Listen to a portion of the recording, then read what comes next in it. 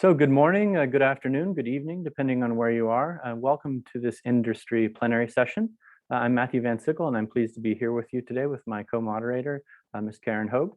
Our plenary today will be focused on gathering perspectives from the nuclear industry, as is intended to help the nuclear materials management community better understand the needs and concerns of industry, and hopefully also discuss ways for effective engagement and cooperation. This panel is really a unique opportunity to hear directly from the industry, and we have assembled an excellent set of speakers today. Each of our speakers will make a presentation of approximately 15 minutes, followed by a question and answer panel. So throughout the presentations, feel free to put your questions in the chat, and we'll be moderating them for the panel at the end of the session. Before we turn to our first speaker, you'll notice that we've put a poll up on the screen. I'd like you to take just a few seconds to make sure that you provide an answer to this poll, and then I'll invite our producers to share the results before we begin. So please take a moment here and answer which organization best describes, or which description best describes your organization.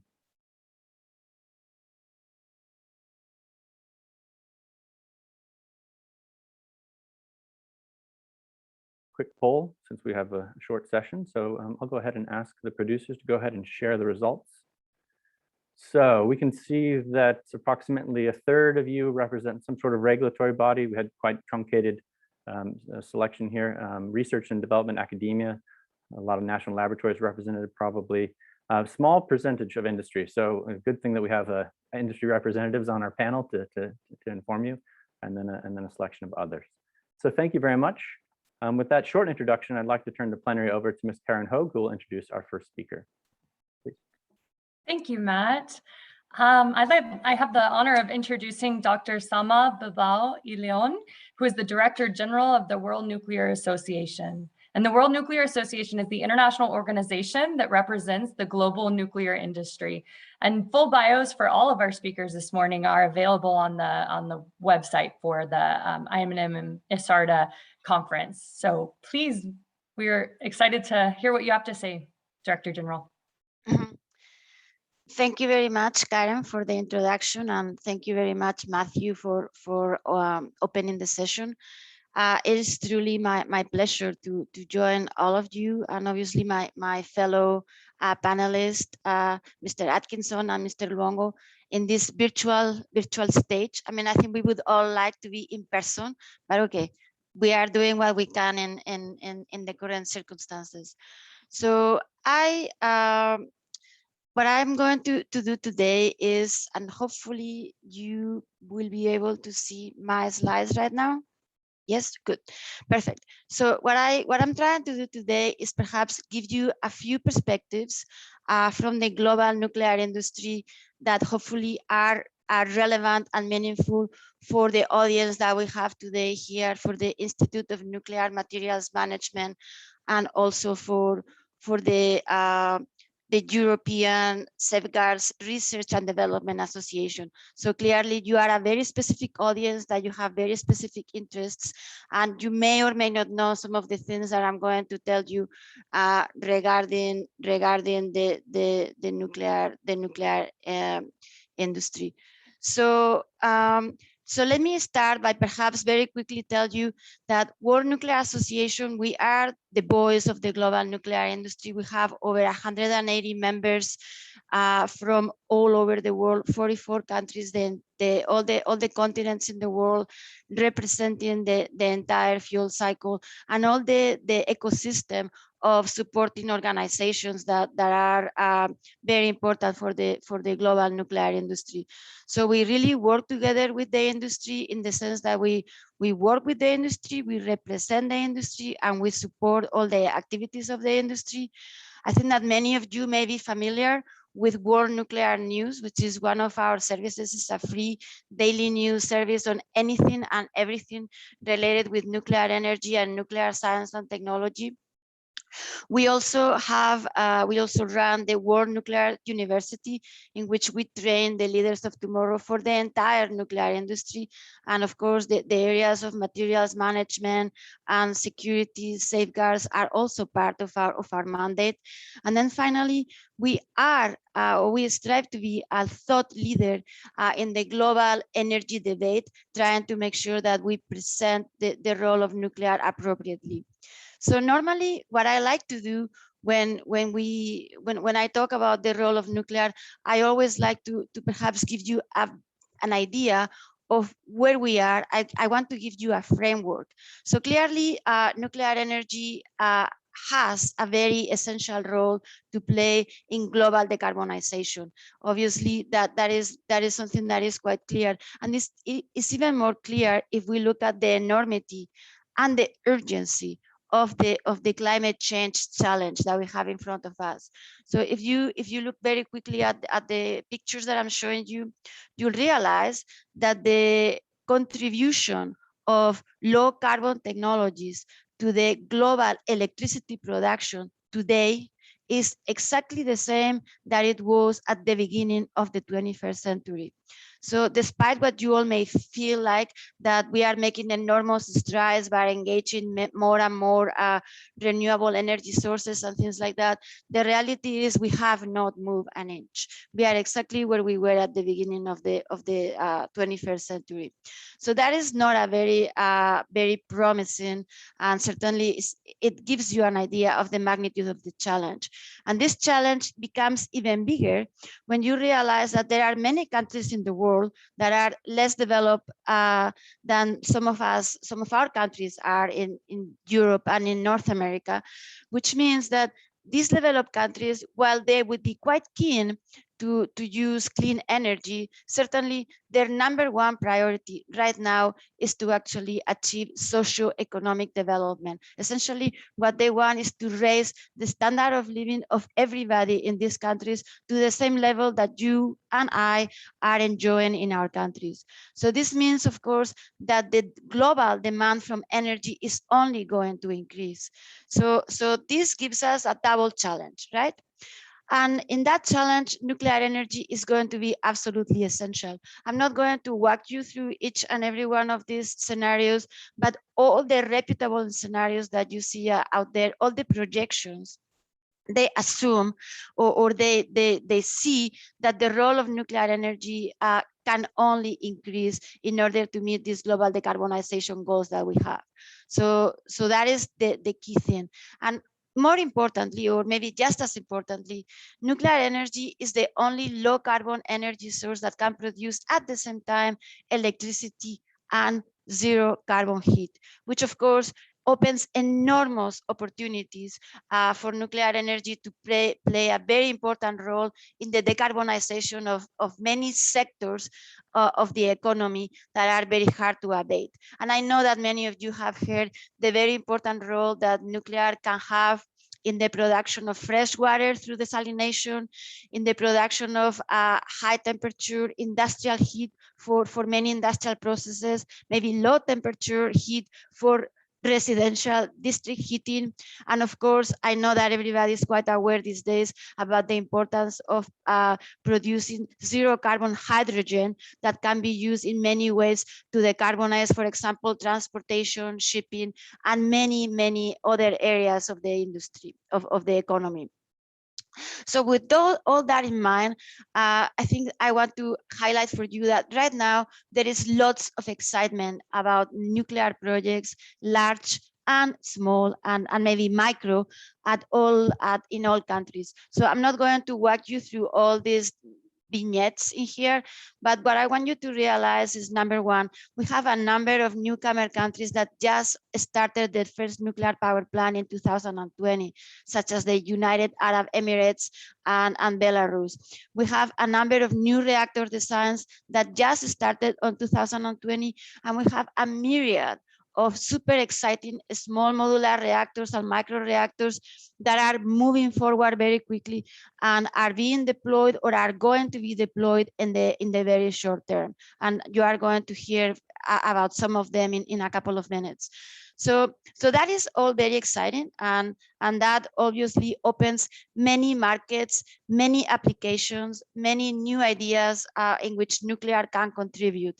But of course, this does not come without many challenges. And this is what I want to talk to you about, because some of those challenges are challenges that you in the nuclear materials management community, in the safeguards community, in the security community are going to need to play a very important role. So I will start by discussing what I just mentioned. So yes, small modular reactors, for example, or the fact that we are moving towards micro reactors or reactors that are going to be standardized and maybe manufactured in a factory and deployed very quickly throughout all the countries in the world. I mean, that is the vision, right? So we are seeing these innovative applications where we are going to see small modular reactors used in remote locations where they are going to produce electricity and heat, and perhaps they are going to be operated remotely from a different location.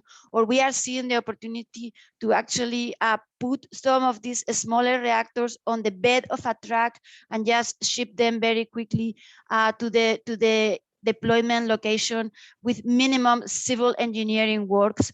Or for example, we are looking at floating reactors, or even we are looking at nuclear reactors that may be able to power merchant marine ships. So all these things are quite exciting. They are very, very interesting opportunities, but I think that many of you already in the safeguard, security, and nuclear materials management community, you are already seeing the challenges, right? So yes, this is very promising. This is quite an opportunity, but we really need to rise to the challenge, and we need to put in place the means and the regulations and all the processes and procedures that are going to allow us to really take advantage of the opportunities that these new technologies bring. And let me just go even further, because quite often when we are looking about new reactor designs, we focus specifically on the reactor itself, but we forget that there is an entire nuclear fuel cycle that needs to be developed and needs to be enabled at the same time as the reactors are brought into deployment. So in that sense, I like very much this graphic that I'm showing you here. This comes from the Nuclear Innovation Alliance, but I think it does a very good job showing the entire nuclear fuel cycle, but also some of the innovations that we are expecting to deploy if we want to take advantage of advanced technologies, small modular reactors, micro reactors, etc. So this means that there is a few challenges in the front end of the fuel cycle and also in the back end of the fuel cycle that are going to require our attention, because currently we are not quite ready to deploy them in a timely and cost-effective manner. And you will see how your role in the security, safeguards, and nuclear materials management community is incredibly important. So like, for example, if we are looking at advanced fuels, whether it is HALEU fuels, whether it is metallic fuels, whether it is fuels that have these new claddings with coatings, etc. So all those things are going to require that we make sure that our current infrastructure, our current human capabilities, our current regulatory processes, even the laws, are going to need to be in place for us to be able to deploy this. So whether it is the capabilities from the uranium management, conversion, enrichment, fuel fabrications. So there's going to be new protocols, new frameworks that are needed to actually be able to deploy all those things.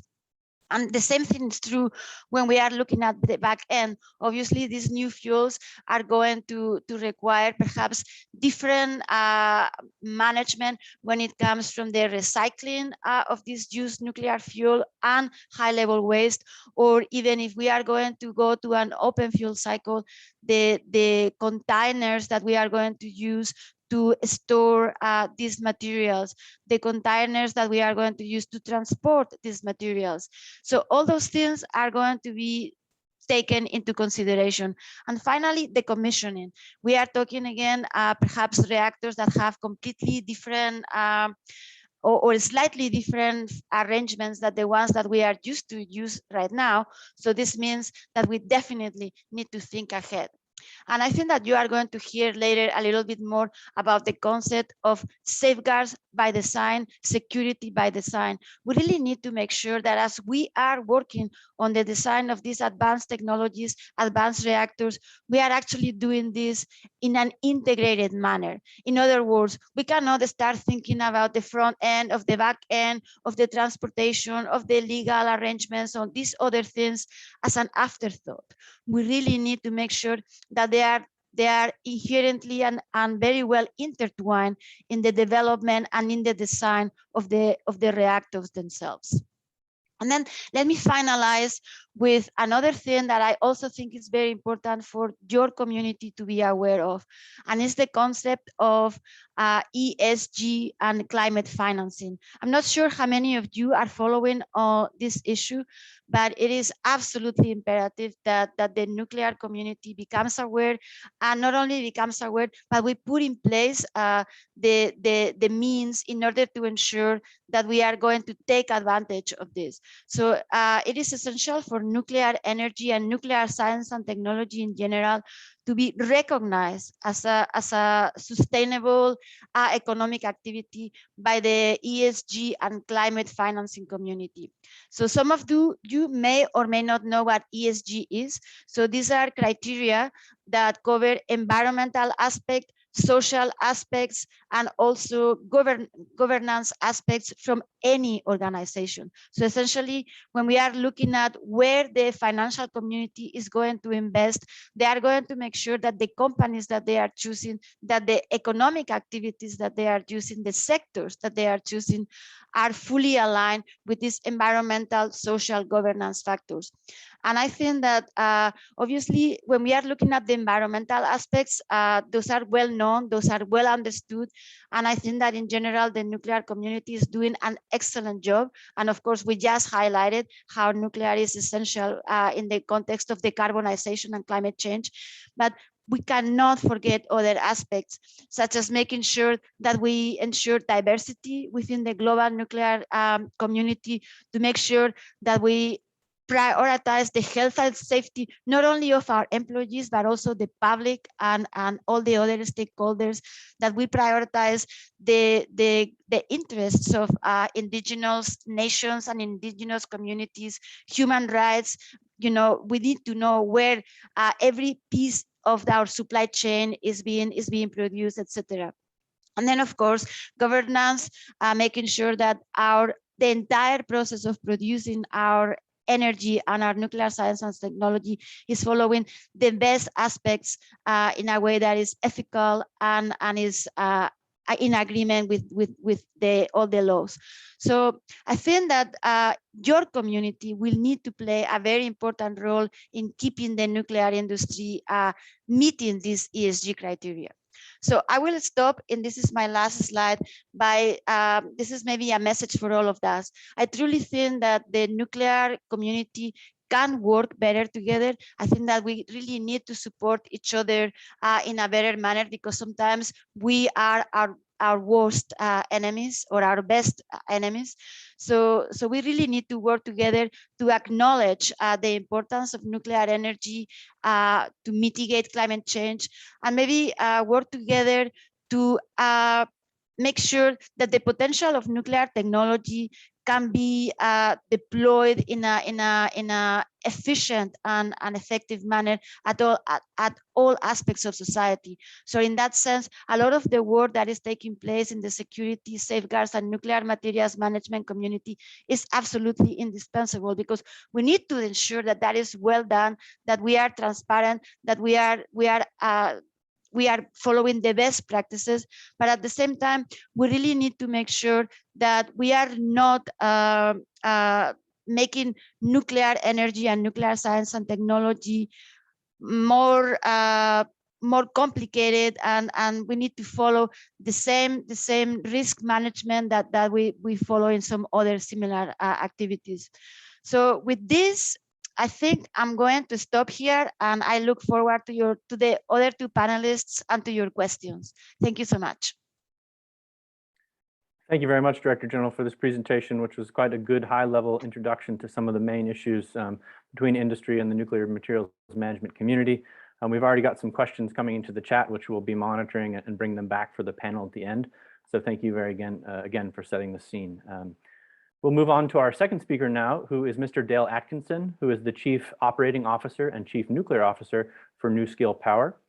Mr. Atkinson is responsible for a number of activities, including manufacturing, licensing, human resources, and the overall supply chain. Notably, NuScale was the first small modular reactor designer to receive the U.S. Nuclear Regulatory Commission's standard design approval last year. With that short introduction, Mr. Atkinson, the floor is yours. Thank you. Yes, thank you very much. I appreciate the opportunity to talk to everyone here and to the question and answer session at the end, some dialogue. Let's go ahead and move to the next slide, please. As I talk about this, just a reminder, our work is partially funded by the Department of Energy under the U.S. government. These opinions are mine and are not the opinions of the U.S. government. We do appreciate the support. Next slide, please.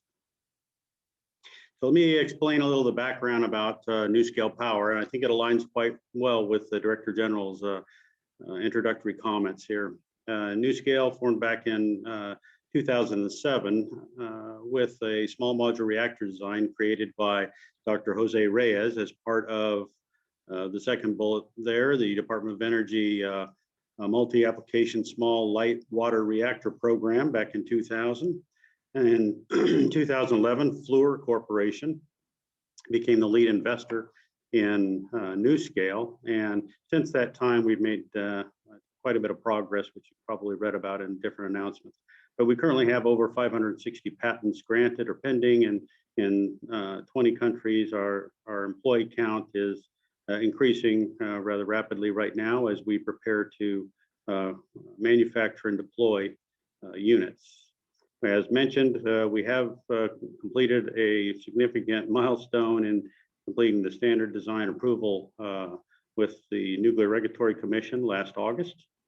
And not to belabor what it takes to do this, but for all those other entities that are trying to create next generation reactors, it takes a lot of money. And as mentioned here, we're actually about 1.3 billion today that's been spent on this. It takes a lot of people and a lot of testing and interaction with the regulator. Let's move on to the next slide, please. So part of the support that we did receive, though, has been funding through the Department of Energy, and we've actually received 2 different awards in that process. And additionally, the interactions with the U.S. government to provide the correct, or I guess a more enabling legal, regulatory, and funding climate through several of the acts you see listed on this slide. So quite a bit of governmental support in preparing to actually build power plants both in the U.S. and around the globe. I think we'll go ahead and move on, please. So one of our big focuses in the initial design for our power plants was actually as coal power plant replacements. And so when we originally came up with the number of our modules that we wanted to include in a single facility, based on the output at that time, it was sized to replace coal plants. And that actual sizing was based on input we received from a fairly extensive representation from the power industry. And so it's very interesting to see right now this starting to come to fruition as we are working on our first plant with Utah Associated Municipal Power Systems, which is really the result of them decommissioning coal plants, or at least those coal plants that they have some ownership stake in being decommissioned, but also in other utilities that we're working with who are looking at actual on-site replacement of a coal facility with a NuScale power generating station. Move on, please. So one of the things that we're spending quite a lot of time on right now are these other strategies that the Director General mentioned. Hydrogen has been a large one, large focus for us. We have a consortium formed that is working on hydrogen generation from a NuScale power plant. And basically that works out, we believe that'll work out very, very well. We've done earlier work with the Idaho National Lab on using light water reactor technology and the steam pressures and temperatures to produce hydrogen. That model actually worked very well, and now we've got other options available that are even more efficient, I would say. But the bottom line is, for each one of our modules, which are now uprated to 250 megawatts thermal, 77 megawatts electric, each one of those modules can provide enough hydrogen for about 38,000 vehicles. And so when you start to do the math, it goes quite well out there to make a significant dent in the footprint from all the vehicles and to enable hydrogen application in a lot of places. I did just see a question about the coal plant, and since I went fairly quickly over that, we've actually done studies on the coal plant to look at providing jobs for those staff and working them right over. So we've done position by position analyses, and we think probably 80 or 90% of the staff at a coal plant would move right over to a NuScale plant. And that's likely, well, it is the result of a very simplified design. In essence, you've probably seen in some of the literature what we call a triple crown of safety, but because our design is basically entirely passive for protection features, requiring no operator action whatsoever, no electricity, and no additional water, it makes it very simple. And in fact, the simplicity of the interface for the operators has made it very simple to operate these reactors, something I can see someday being done remotely. For now, yeah, we will have operators in the control room, though we only need 3 operators for 12 reactors, and that's indicative of that kind of thing. So again, looking at coal plants, we believe we can move most of that workforce right over to operate a NuScale plant. Next slide, please. So when I talked about spending, over $1 billion, these are the types of things you have to basically do testing and evaluation on. And you see a list of many of the activities that we have been engaged in.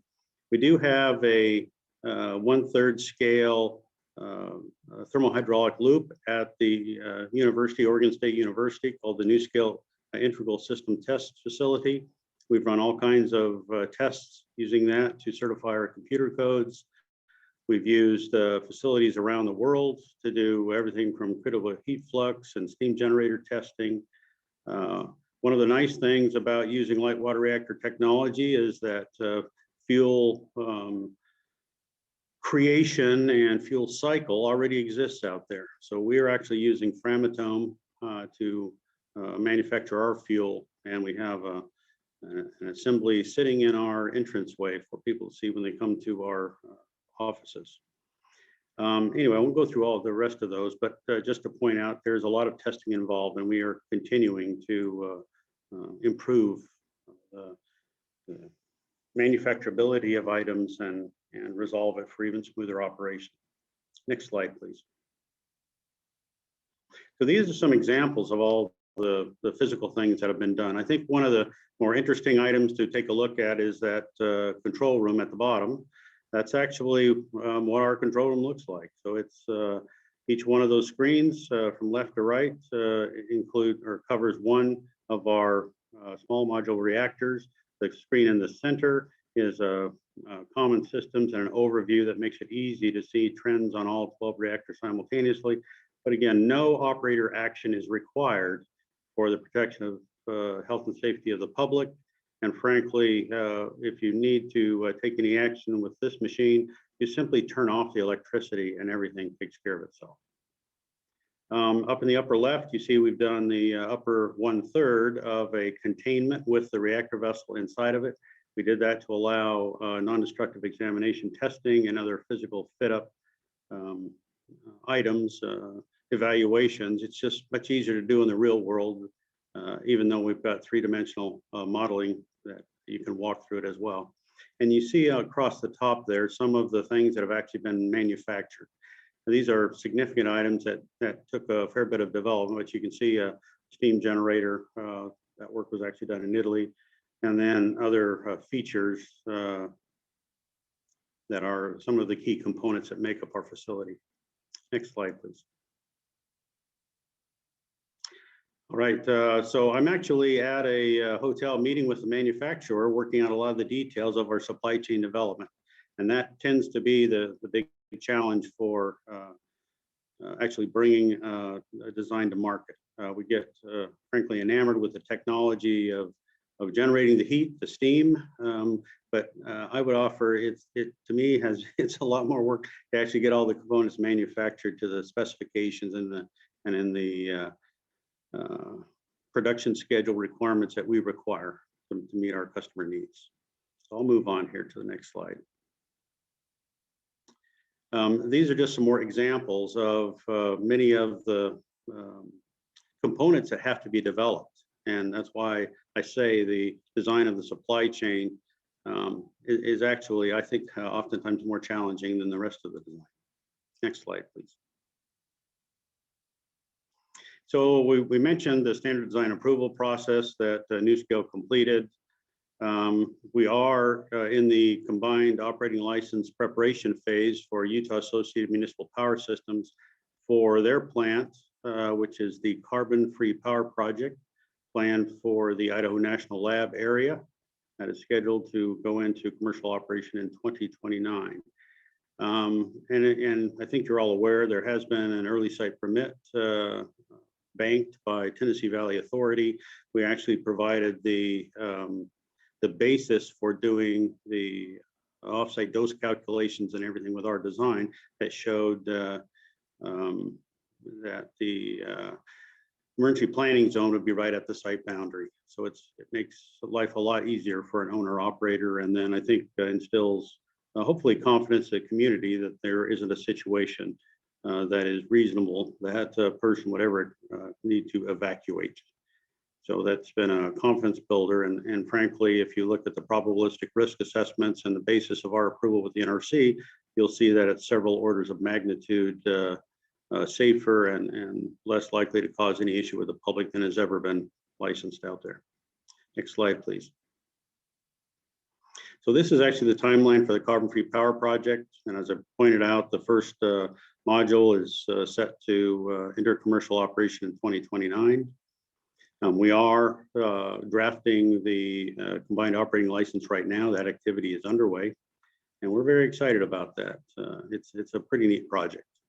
That project will be 6 modules, and the nice thing about our design is we adjust the number of modules based on what a customer needs for their generation requirements. This customer decided they wanted the generation output of 6 modules, and that's the plant we're presenting to them. All right, next slide, please.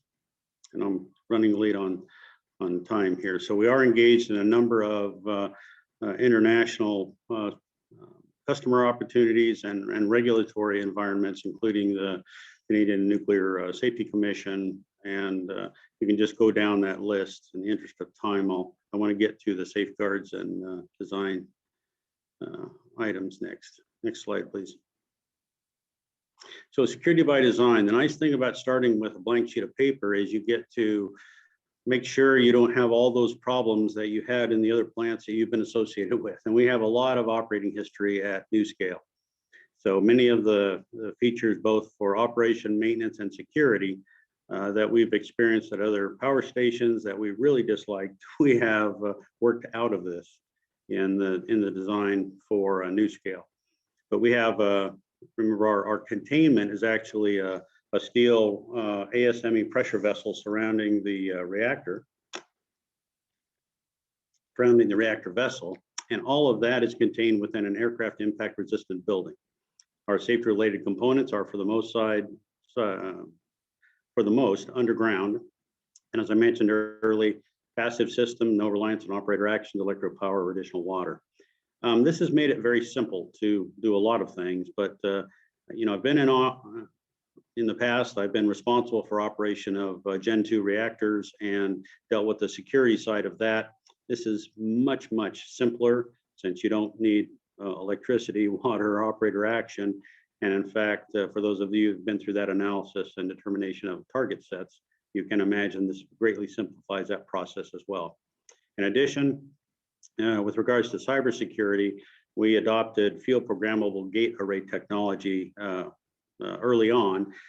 If you're not familiar with that, that physically alters a card that then is not programmable through internet access or anything other than physically burning another card and installing it. So that architecture is in our safety system, and remember, all the safety system has to do is turn off electricity, and so that works very well. And so we have had a cybersecurity team working with us in analyzing the potential vulnerabilities. And again, when you're starting with a blank sheet of paper, it's a lot easier. Go to the next slide, please. So with regards to safeguards, we have had discussions with different groups, including NNSA in the United States, to look at what sort of features or capabilities should be into the design. And so we've built those things in. The ability to track, the fuel through both the detectors, cameras, and all of the tracking that we required. And one of the unique things about ours, I think, is while a Gen 2 reactor sometimes reinserts fuel, we may actually have situations where fuel starts its life in one of the small modular reactor modules and moves to another later on in its life cycle, because core designers are always trying to optimize and get the most miles per gallon. And again, because we use existing light water reactor fuel, essentially reduced to half height with features that make it more effective for natural circulation, we don't have a fuel cycle to develop. As I look at the other attributes I've identified here, I've mentioned the ability to have detectors, but we've actually looked then at what the security force makeup is required, what sort of time you need for support from offsite agencies, how we will track fuel that we are using, and then, of course, in the design basis situations, how the reactor and fuel pool perform if there's a long-term loss of support, frankly, from the rest of the world. The nice thing about that particular situation is, the reactors themselves essentially do not need any water forever, and actually the designs, those units are recoverable even from that event. You do need to add water to the fuel pools, but you have about 50 days or more conservatively before you need to add any water, and it does not take much to keep the fuel pool covered at 50 days. So those are the items I wanted to hit here. I see I'm up against the end of time, and I look forward to some questions at the end. I think the next slide just wraps this up. Thank you very much.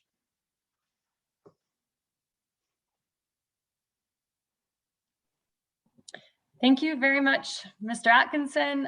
We appreciate you walking us through the design and kind of where you're at on a more specific level than what Dr. Bilbao y Leon did. So now our third speaker, I'd like to introduce Mr. Kenneth Luongo, and he is the president of the Partnership for Global Security. And the Partnership for Global Security is a recognized international leader and innovator in nuclear and transnational security and energy policy. So welcome, Mr. Luongo. Thanks, Karen, and thanks to INMM and ESARDA for the invitation to come speak today. This topic of the relationship between nuclear industry and the nuclear security and non-proliferation community is one that's actually very important to me because I've spent probably the last 7 years trying to build a bridge between these two communities. And I think we have an opportunity really to reframe the relationship between nuclear security and safeguards and nuclear commerce. I mean, I came to this really through the Nuclear Security Summit process, which was started in 2010. And around that, there were two side events, one for the nuclear non-proliferation people and one for the nuclear industry. And I have to tell you, the beginning of that relationship was incredibly rocky. It was convoluted.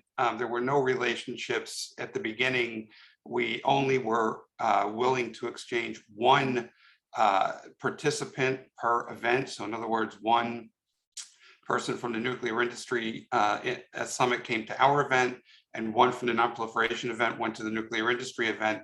Fast forward 4 years later, or 6 years later, to the fourth summit, and we were holding a joint session together around the final summit in Washington, D.C.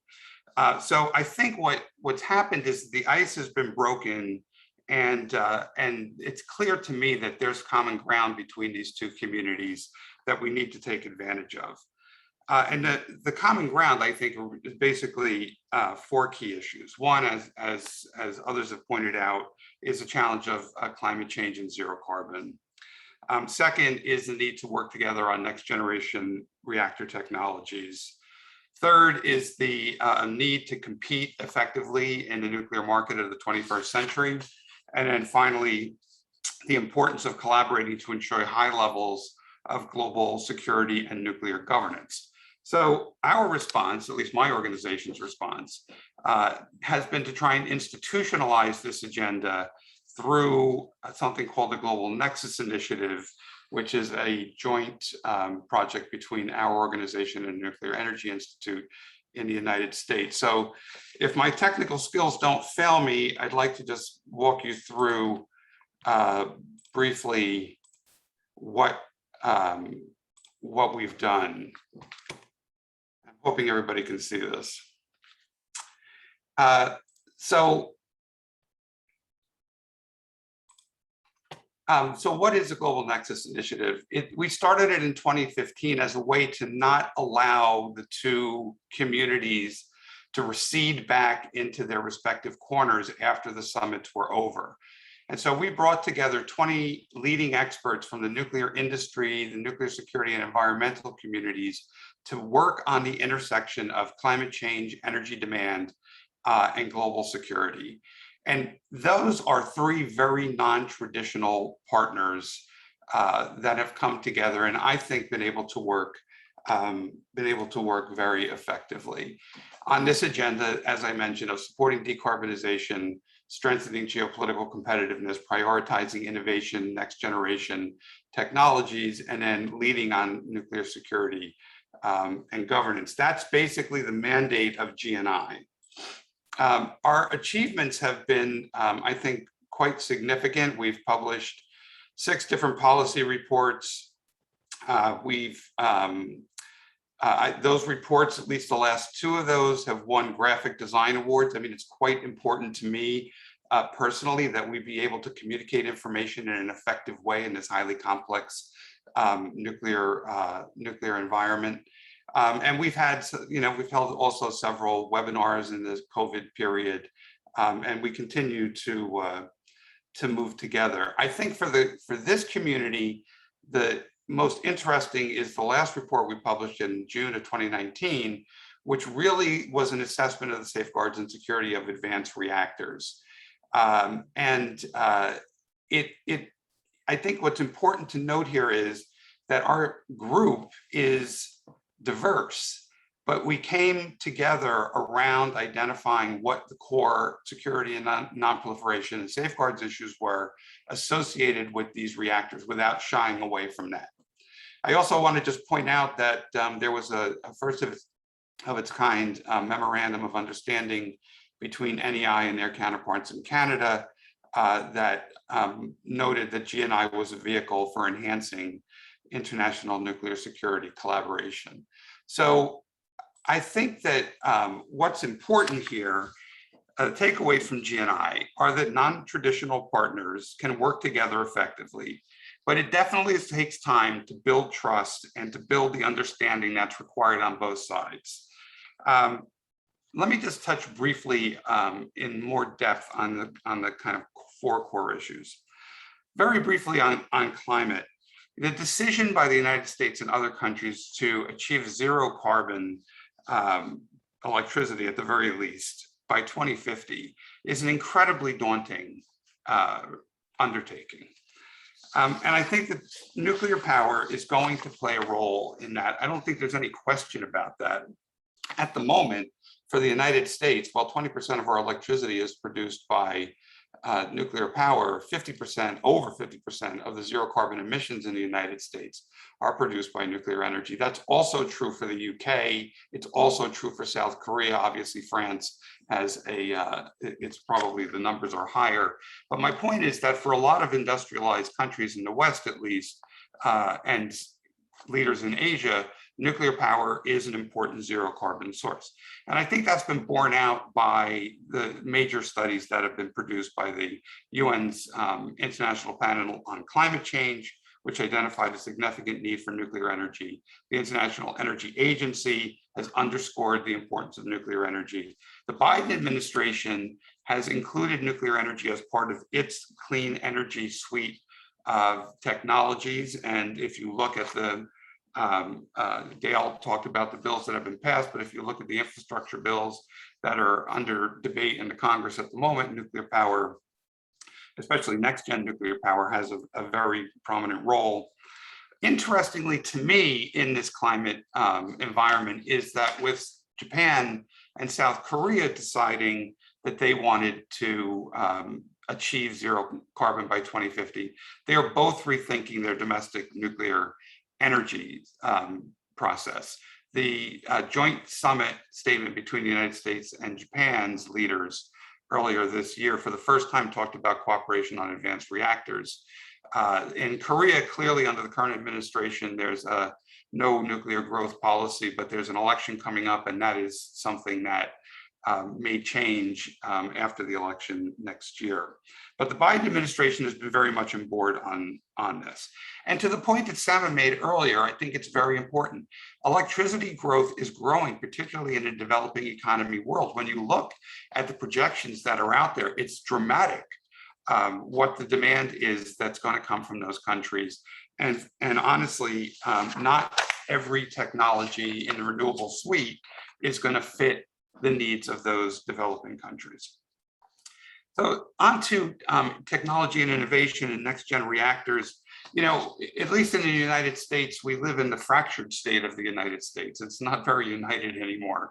So one of the issues on which both parties have been able to come together is next-generation nuclear energy. And there's been significant bipartisan support for that, as Dale pointed out in his presentation. So I'm not going to dwell on that. But I think the point that's important is that the nuclear industry, at least my engagement with the nuclear industry and government, looks at this next generation of nuclear, not just as a standalone power source, but also as a complement to renewables for the challenges that renewables face, wind and solar, in energy storage and in intermittency. And frankly, I think you only need to look at California at the moment to see what the challenge is when you try to go to an all renewable grid. There are lots of factors that need to be accounted for. But the success of nuclear power going forward in the 21st century is going to be dependent on more than technology. And I think that that's where this community comes into play. Governance and geopolitics are issues that I don't think have been well developed or defined at this point in the process. So we have new fuel cycles, coolants, new uses, new deployment options for advanced reactors. And in advanced reactors, I include SMRs, obviously, and raise a number of nuclear security, nonproliferation, and nuclear material management issues that need to be addressed. So the next generation of nuclear technology, I think, presents the best opportunity for collaboration between the experts in this audience and the nuclear industry. The new policies and approaches, I think, are been defined in part by what the work we've done, by part by work that the nuclear industry has done, and in part by articles and reports that critics have written. I think what's important to note is that, at least what I found, is that in working with the industry people in the reactor design community, they're not willing or interested in hiding their head in the sand on these issues. They do not want to contribute to global security dangers. They view their technology as helping humanity. So I think that there's an openness to collaboration on the industry side that perhaps historically hadn't been there in the past. Now, this is not to say that there's not tension between the two sides. There definitely is tension. But I think the reality is that the United States is, and its allies, I think, in the democratic world, are seeking to reestablish themselves as relevant and reliable suppliers in the 21st century's nuclear commerce environment. Russia currently leads in large reactors. China currently leads in domestic builds. But I think what we should all be aiming for is the establishment of high standards of nuclear governance for the next phase of nuclear power. So it's the creation of these standards and the policies, innovative safeguards, evolved security systems that can underpin a new era of cooperation between the industry and the nuclear security communities. And I don't think that that cooperation is optional anymore. It's not feasible to live in your own silo anymore. Climate change, the demand for zero carbon electricity, the need to cleanly power the developing economy world, and a requirement to ensure global security are realities that are absolutely relevant to nuclear security and safeguards. And nuclear power is going to be part of the solution. And I think we all need to work together on that. Thank you. Thank you very much, Mr. Luongo, and thank you again to all of our speakers. It's just been a wonderful opportunity to hear all of your perspectives. I do have a question. We have a few minutes here for questions from the audience. So I'll kick it off with a question to all of you. So whoever wants to answer first, as to how INMM and ESARDA and the communities that they represent can best engage with industry in a way that works for industry. And I'm curious to hear any of your thoughts on that. Thank you. Well, as a member of industry, why don't I chime in here? The reality is that historically, it hasn't been the first highest priority at the beginning. You know, when you're trying to design something, you have to show progress on these fundamental concepts of the design. Otherwise, frankly, you don't get the next dollar to continue your work. And it's easy for this particular attribute to kind of fall in the cracks until you're further into the process. So I think one thing that would be helpful is, you know, sort of a outreach communication to help industry understand exactly what the expectations are and how they can tackle that. In our situation, we actually happen to hire some with IAEA experience, and some of our staff actually has a fair bit of international experience too. So that has helped us start to sort this out. But the real engagement with the different bodies that have interest in nuclear material management and security, for example, it tends to be later in the process. And so we did have an outreach event with NNSA in the United States, and then internationally, really through the people connections that we have with some of our employees, start to figure out what the expectations are and what we ought to be building in as we consider the construction of one of our plants in a country that has no nuclear experience and frankly doesn't have the regulatory climate that you want to mature to manage nuclear. I also understand there's quite a bit of interest in how we would comply with IAEA requirements and other things. I will point out, it's actually been a hot topic in our internal meetings. We will be engaging with the IAEA and starting a review process.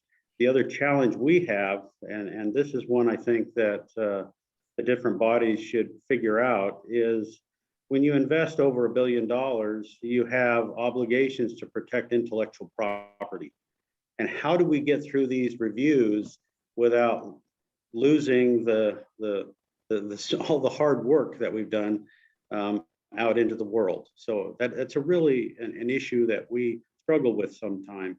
And maybe, frankly, Ken, part of the hesitance you mentioned for engagement at times, both added cost and then loss of intellectual property. But we have decided to embark on that effort with the IAEA, and again, following an initial engagement with the National Nuclear Security Agency in the U.S., tried to make sure that we have provided not only the requirements for the United States, but based on information we gained from the international expectations for material tracking, the ability to provide the other methods of oversight that we would put in place or would be expected to be put in place for a NuScale facility that's anywhere on the planet.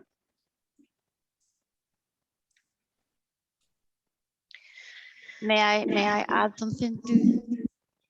Okay, so no, I was just going to say that perhaps Ken,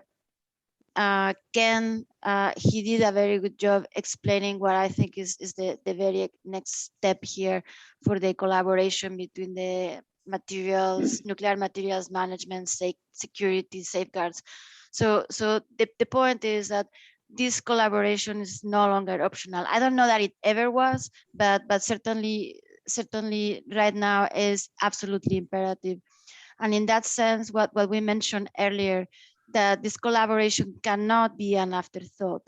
It needs to be very intimately intertwined from the very beginning, because well, I explained a few of the many challenges that we have if we want to timely and cost effectively deploy many of these new reactors or the new technologies, or use existing technologies for new applications, or having new different business models.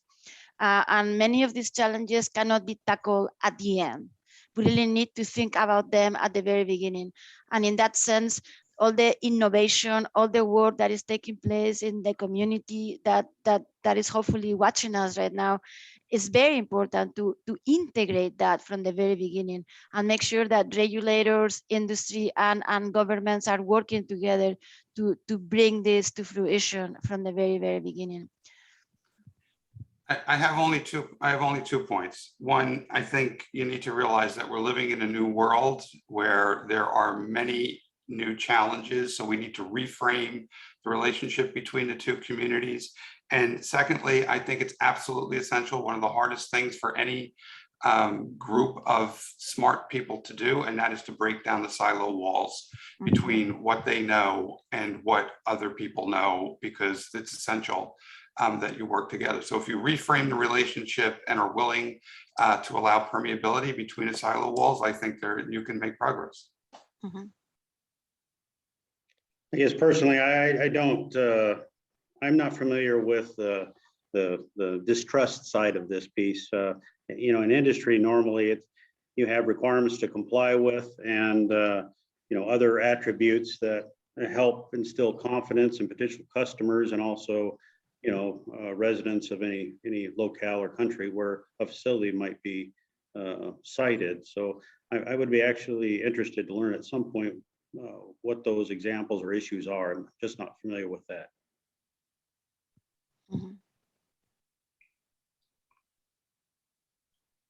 Mr. Luongo, do you want to, we have a minute if you want to respond, or DG? Yeah, oh, I thought you were going to go to another question. You know, there's already been 3 or 4 critical pieces, not necessarily aimed so much at NuScale, but much more aimed at next generation reactors that are non-light water fueled. You know, and I think that those issues are real, and I don't think you can run away from those issues. But I also don't think that they're insoluble. I mean, I think the challenge, and I go back to the point I made in the beginning of my presentation, you know, there was a level of wariness between the industry side and non-proliferation side that I have to say I wasn't completely cognizant of until it was thrown into my lap. But it was crazy. I mean, to get to the head of NEI, I had to go through a former State Department official that knew somebody. I, you know, had to vet me, make sure I wasn't some kind of, you know, non-proliferation mole trying to undermine their event. You know, I mean, that kind of stuff, I think, is not relevant anymore. I don't think it exists on a large scale anymore. And the other thing that I don't think exists on a large scale anymore is that nuclear is a political wedge issue anymore. It's not, and people are still trying to use it that way, but it's not. I think the Congress of the United States, and both the 2 Republican Trump administration and a Democratic Biden administration, has made clear that nuclear power is part of the plan for energy and for climate challenges going forward. So I think that the environment has changed dramatically over the last 5, 6, 7 years. And we're facing a big set of global challenges. And I don't think we can have the luxury of fighting among ourselves on issues on which I think we agree. Yeah, I understand, Ken, based on your inclusion of all the other advanced reactors, everything from liquid fuels to higher enriched fuels. So I probably lived a little bit of a sheltered life in that we use less than 5% of a fuel that has a pretty long operating history. So I do understand those other challenges. Yep. I would offer, if you're having trouble getting into NEI, feel free to get a hold of me. It shouldn't be that. And I don't have that problem anymore, but that was 10 years ago. Yeah. Well, thank you all very much. We've at the end of our plenary session today. It was a very fascinating discussion here at the end. Glad that we had some discussion between all of you, and we'd like to thank each of our distinguished panelists here for your presentations and your time today. And thank you all of our participants for tuning in and for providing questions. Sorry we did not have time to get to all of them, but we hope to have another opportunity to engage you soon in the future. So thank you very much and enjoy the rest of the sessions today. Thank you very much. Thank you. Thank you.